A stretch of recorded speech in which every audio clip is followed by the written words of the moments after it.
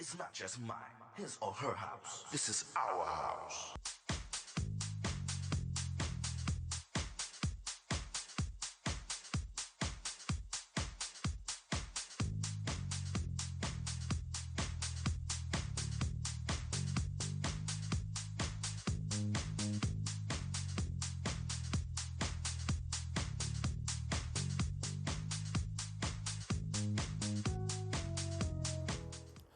Hello, everyone. This is Tyrone Lowe. This is my show, The Legends. And I want to wish everybody a Happy New Year and everybody that subscribes and show me love all over the world. And I'm giving it back to you.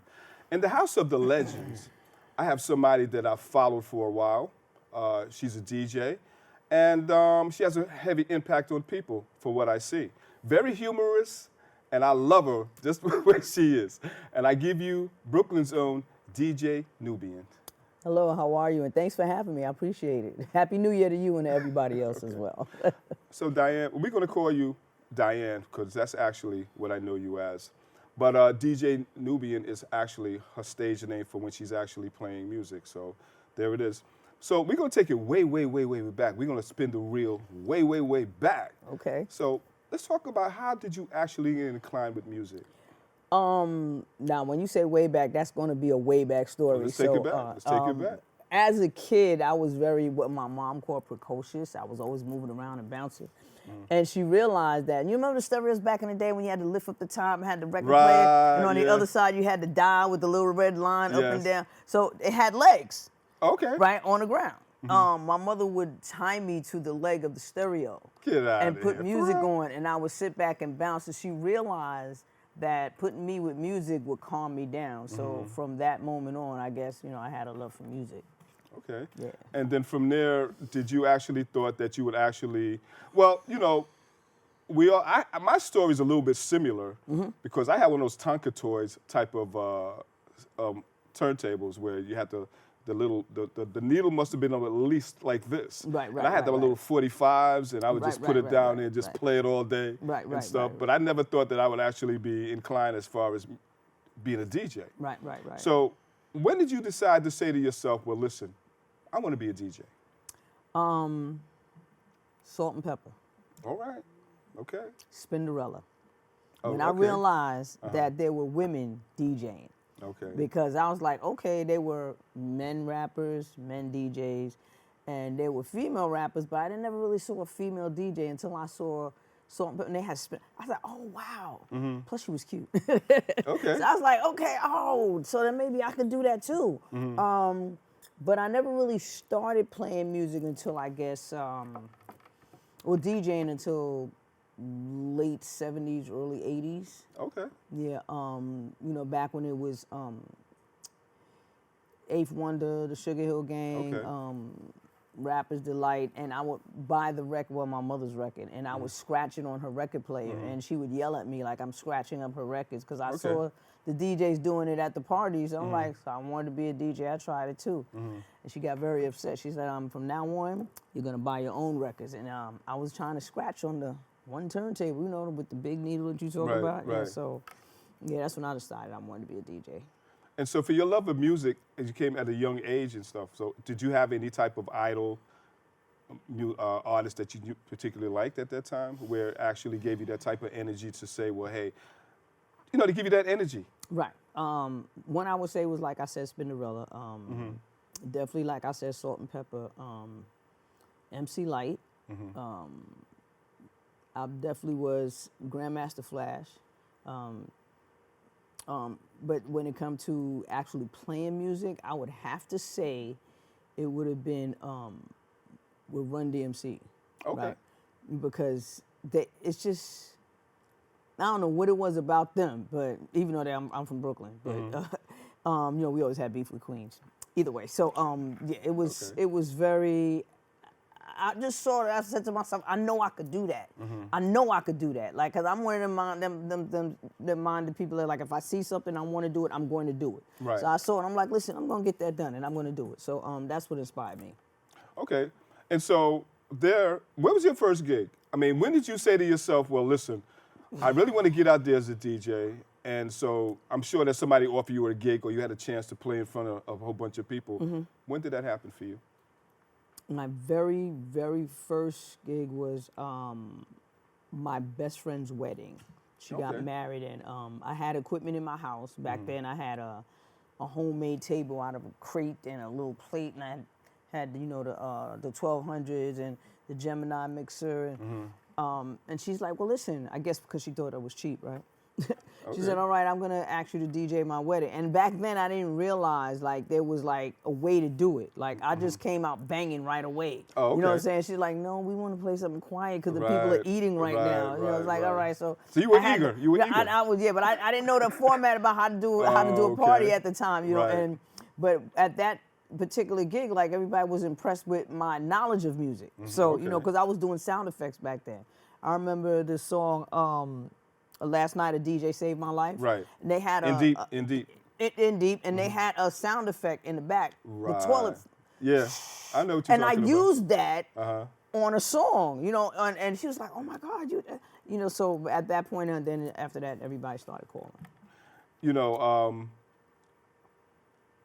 women empowerment towards music right now. What do you have to say about that? Well, I'm grateful that they're giving us an opportunity. Okay. Let me say that. I'm grateful that they're giving us an opportunity, and I'm also grateful for the fact that they're allowing us to step into their arena, because a lot of us are great. Yes, very much. A lot of us are great. What bothers me, though, is that at times we don't get the same either pay or the same recognition. Right. So if a lineup is given, and there's 4 or 5 DJs, a lot of times the female DJ would be early in the set where, like, you know how these festivals are out there. In the middle of the day, not too many people show up until later on that night. Right. You know, so they would put, I've noticed that they would have the female DJ early on in the set when the crowd isn't that deep, and then, you know, the guys would get that shot to play in front of a larger crowd. So, I mean, other than that, though, I'm still grateful for the opportunities that they give us. You know, do you think it's competitive right now as far as women DJs and male DJs? Let's talk about that. First of all, it's competitive all the way around. True. You're not lying about that. It's competitive all the way around, and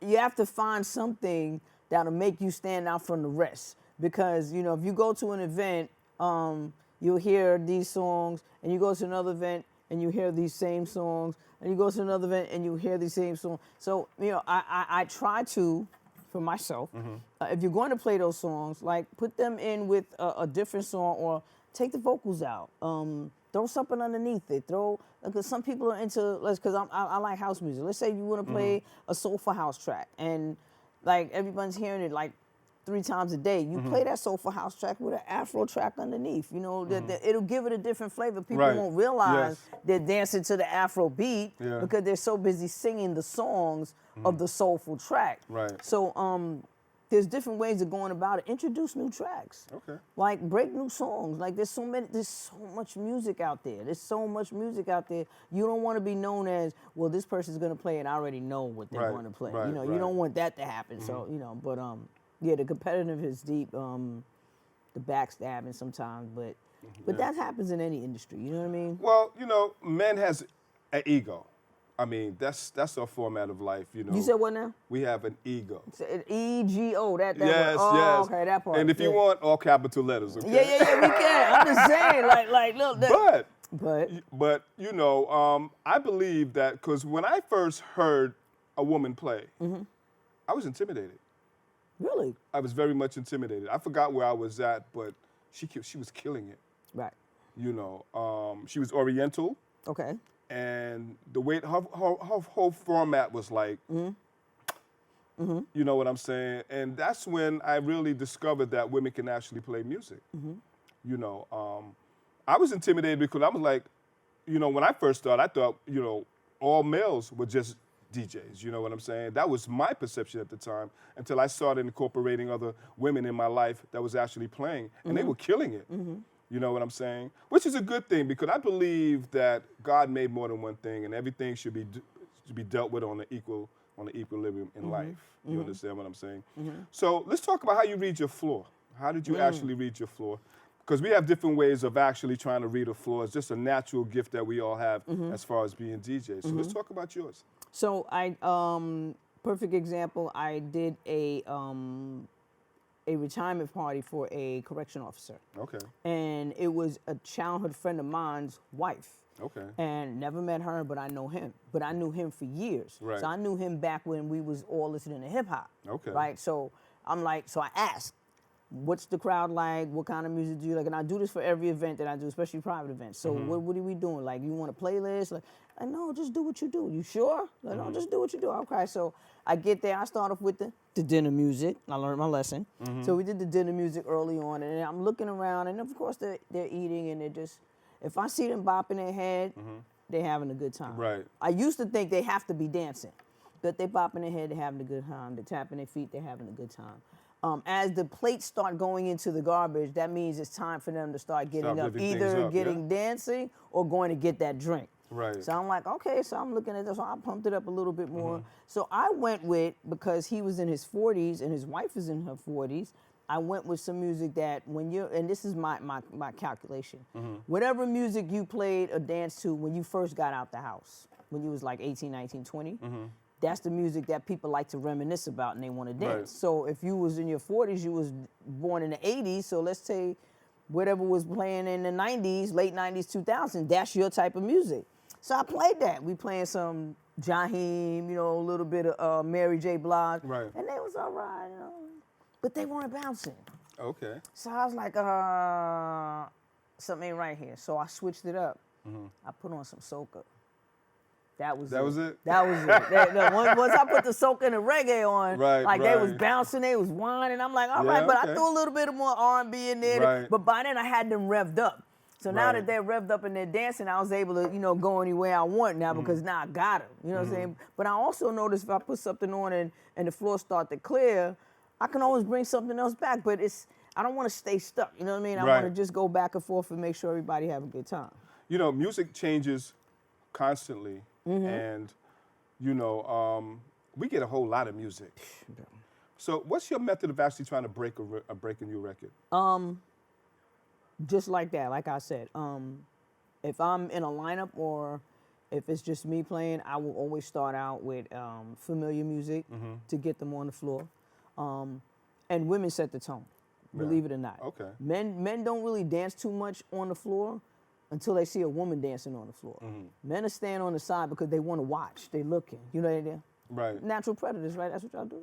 Y'all looking? Well, I don't want to say the word predator, but you know what I'm saying. Y'all looking. So we look from behind to see what's going on. Exactly. See, but so because women set the tone. Yeah. So I gotta get something to let a woman get up there and want to sing. Right. Let her sing a little heart out. How he did me wrong. Yeah. How dare he? You know, one of them type of tracks. And now they dancing and they feeling it. And now men are like, oh, okay, fine. So that's what they do. They jump into that. And then once they're there, I said, oh, this is good. Let me put this in here. And they be like, oh, I kind of like the beat. They're already on the floor, like, you know, a little bit longer. And then if it's cool, I'll put another. But if I see it start to dwindle again, I'll come back with something familiar. Right. But I got to squeeze it in there somewhere. Like, you know, it'll be a really shame if you play, like, all new music. No one's going to dance. And if you keep playing all the same songs, people are going to get upset. They definitely are. So you have to try to work out a balance. You know, have you ever played a record and somebody just came up to you and just tipped you?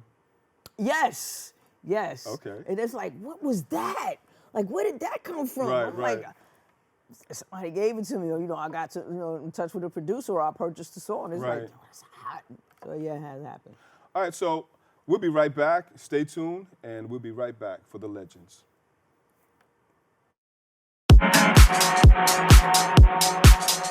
It's not just mine, his or her house. This is our house.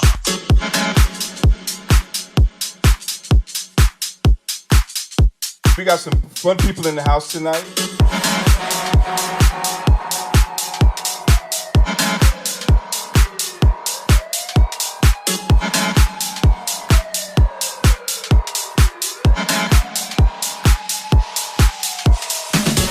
This is our house. We're back. My name is Tyrone Lowe. This is the show The Legends, and in the house of the Legends, I have Brooklyn's own DJNubian. And we're back. So 2004 has actually arrived. So do you think it's going to be a change in the concept of the music this year, or do you think it's going to remain the same? Well, yeah, here in the year 2024, I believe that music is going to take a different path. I believe that. Okay. And the reason why I believe that is because I'm starting to notice, like when I do a lot of outside events, that there are a lot of younger people dancing, not playing. Well, we got a lot of young DJs, but I see a lot of younger dancers dancing to house music. And I'm enthused. I'm grateful, I'm happy. But with the infusion of youth, what's gonna happen is they're gonna bring something with them. Right, You know what I'm saying? They're gonna be like, okay, we know about, the garage and the limelight and the red parrot and danceteria. We heard about that. But what's going on now? Because those big clubs are no longer available. They don't have that anymore. Now we're doing a lot of bars and lounges and stuff like that. Right. But these young people need something to have them motivated to want to continue to stay. So I think the music's going to do it maybe a little left. I think at this point right now, I think the production part of music is going to change in a sense because, like you said, the young people, I think they're going to bring another episode to it as far as the music scene is concerned. I'm listening to a lot of producers right now, and they're sort of like going towards a different type of direction right now. Pop music. In the same, right, because I do production, and I listen to Louis, Terry Todd, and a lot of other guys right now. And I listen to some other guys that's actually doing production right now. They're taking Afro music and classic music and stuff like that and bringing it back from way back. And the thing about it is, the younger generation doesn't know that that music came out like years ago. Right. I was playing one time and I was playing something. I think I was playing Toto on the Afro soul, and somebody came up to me and said, "Hey, what's the name of that?" I said, "Listen, your mother probably played this." Right. They thought that I was really being hilarious about it, but it's true. Right. A lot of old stuff is coming back where they're taking the acapellas now and they actually put it in production. Perfect example, that song Smells Like Teen Spirit, Nirvana. Okay. All right. Like, I've never really listened to it before. And then I heard someone produce a new version of it. Actually, a couple of people did it. And I was like, wait a minute. And it made me go listen to the original track. Right. I was like, okay, this is something I might get into because, like you said, you bring something old and you add a new flavor to it because I think, one, keep the music fresh, two, keep the music alive. Right. And then also introduce the young people because we're not going to be here forever. True. And if we want the music to last, somebody got to carry it on. I feel that at one time that house music wasn't really at the peak where it was supposed to be, and it wasn't really given the homage that it really supposed to have. No, it doesn't. I asked the DJ, he says, I asked him about house music. He said, I don't play house music. There's no money into it. But you're not looking at the culture of it. Now, I told him that if you was like 40 or 30 years going back, you will understand the concept of it. Like you said, Limelight, especially the Paradise Garage, because Larry was playing stuff that was like outrageous back in the days, and even through that bad quadraphonic sound in the garage, man, you learn how to really appreciate it. He's like, well, maybe I would. Right. So about 2 weeks later, he comes up with something that was really hilarious. He came out with a track with Tom Jones and Bobby Streisand. And I said, really? I said, really? He said, well, I asked my mother about the music from way back. She said she liked Barbra Streisand and she liked it Tom Jones. Beautiful voice. So he came out with an Afro soul thing of, it's not unusual to be loved. And I said, okay, now you get the concept. That's like that Tom Jones? That's Tom Jones. Yeah, right. And then I forgot the other song they did with Barbra Streisand, but it was hype. She had a beautiful voice, too. Yeah.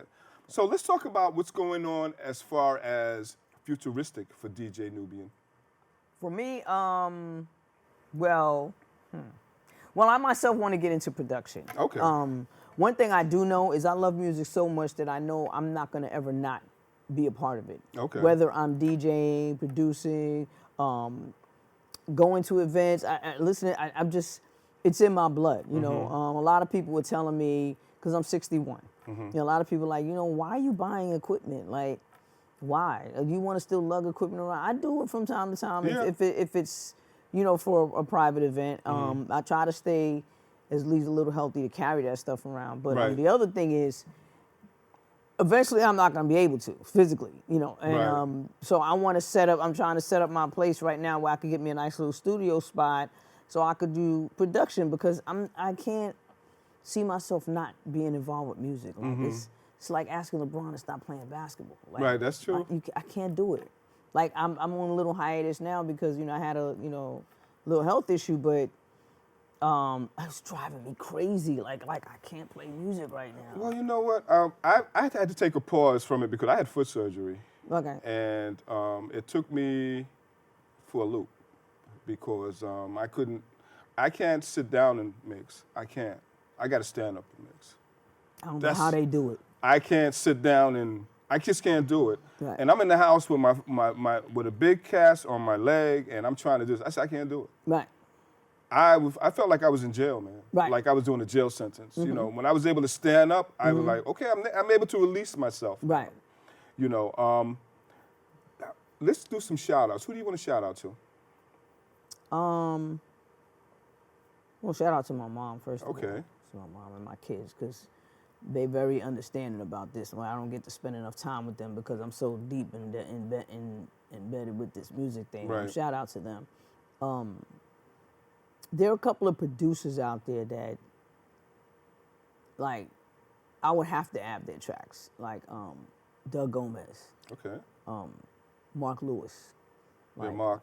Yeah. I've had him on my show as well. Yeah. Like, incredible. How about Javon? From Queens? Yeah. Javon, Yeah, okay, Javon. he has a heavier bass sound. Right.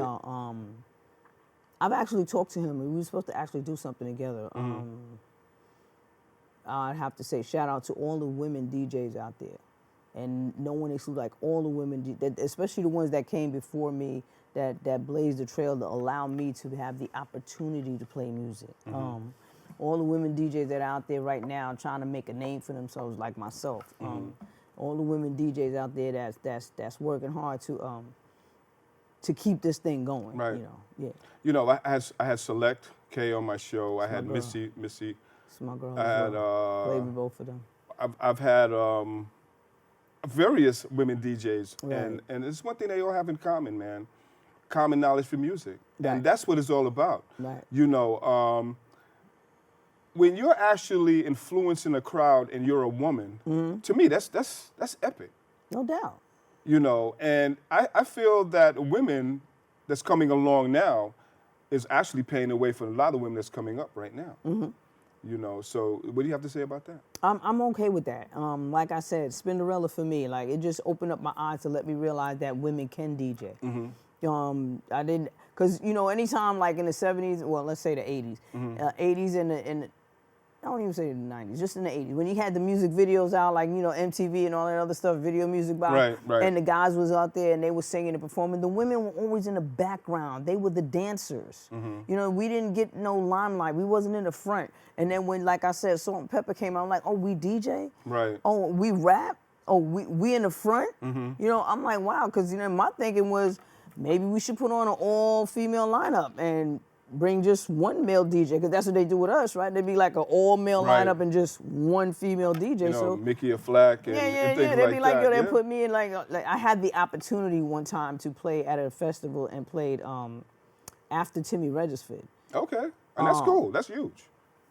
Brother, when I That's tell huge. you, Come on now. you know, it was listen, no more. Say no more. The event was like a little bit. The timing was a little bit thrown off. You know, the sound was a little bit late getting there. Right.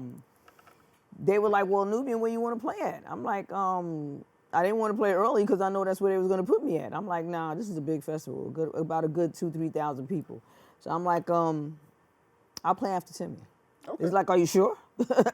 And the more they kept saying it, the more nervous I got. And I'm like, yeah, I'm going to do that, but I was going to either fall on my face or I was going to make a name for myself. And as the day went on, as the night went on, the crowd kept getting larger and larger and larger, and I was sitting on the side, and my stomach was churning. I'm like, Okay. oh, God. what did I do? What did I put myself into? Right. But you know, if you're an artist, your natural creative juices start to kick in. Exactly. And the first 2 songs, you know, I was a little nervous, you know, because technology. That's why I think a lot of men think that women can't handle being DJs because of the technology. But we have the same knowledge of music that you guys have, Right. and the same mental capability to work with the technology of this equipment that we have. So when I looked at it, I'm like, I could do this. Okay. And Came the off. rest is history. So let's talk about some of the other places you played, like in Jamaica. Jamaica. And what was it, Mexico? Mexico. Okay. Let's talk about those events. Those were birthday parties, private events, and there's a couple of people that I am their DJ for Okay. every event that they have. Right. I'm their DJ. And one woman, she puts on every year a holiday event, you know, 4th of July, Labor Day, Memorial Day, and she has backyard, and I always do that party for her. Because of that, people started hearing me, and I got a lot of opportunities. So her daughter was like, I'm going to throw my mom a 70th birthday party. I'm like, okay, fine. So I'm thinking they're getting a hall or something. She's like, no, it's going to be in Jamaica. I said, what? Like, not Jamaica, Queens, right? She's like, no, Jamaica. I'm like, what? So, West Indies. Exactly. I got air flight, the hotel, my fee. I was there for 4 days, and I worked for 2 hours. Wow. It's beautiful. Listen, beautiful. I laid out in the sun, enjoyed myself. Everybody had a good time. I got a gig out of it while I was out there. The one in Mexico, that was actually on a boat. So when we got there, I was like, word, this is what we doing. And everything was set up for me. All I had to bring was my controller, which was easy. Plugged in, played some salsa and a little bit of merengue. They was hooked. They're like, wow, so we didn't think. So yeah, I had the opportunity to be a mobile DJ. Who's your idol DJ right now, male or female? And tell me why.